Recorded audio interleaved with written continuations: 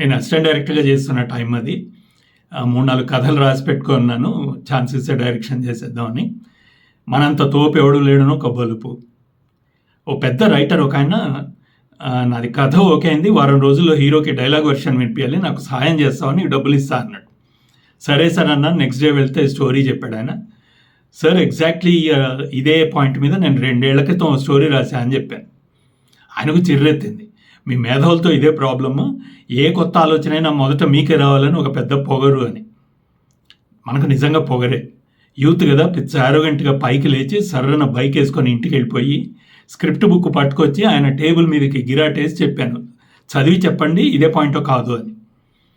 ఆయన చదవలేదు, కనీసం ముట్టుకొని కూడా ముట్టుకోలేదు. నాతో నవ్వుతూ అన్నాడు, ఒప్పుకుంటున్నాను రాజ్, నువ్వే ముందు రాసావు, నీకు 2 ఏళ్ల క్రితం ఈ ఆలోచన వచ్చింది, నువ్వు స్క్రిప్ట్ రాసి పెట్టుకున్నావు, నాకు 2 నెలల క్రితం వచ్చింది, నేను 2 నెలల్లో దీన్ని షూటింగ్కి తీసుకెళ్ళబోతున్నాను, ఇప్పుడు చెప్పు మన ఇద్దరిలో ఎవరు గెలిచినట్టు అని. నా పెద్ద షాకర్ ఆ రోజు. సక్సెస్ అంటే మన మైండ్లో వచ్చిన ఆలోచనని తెర మీదకి త్వరగా తీసుకెళ్ళగలిగిన ఫెసిలిటీ మనకు ఉండటం. ఎడిసన్ గొప్పతనం అతని బుర్రలో బల్బు వెలగటం కాదు, ఆ బల్బు వీధిలో వెలగటం. ఆ రోజు నాకు అర్థమైంది ఆ విషయం.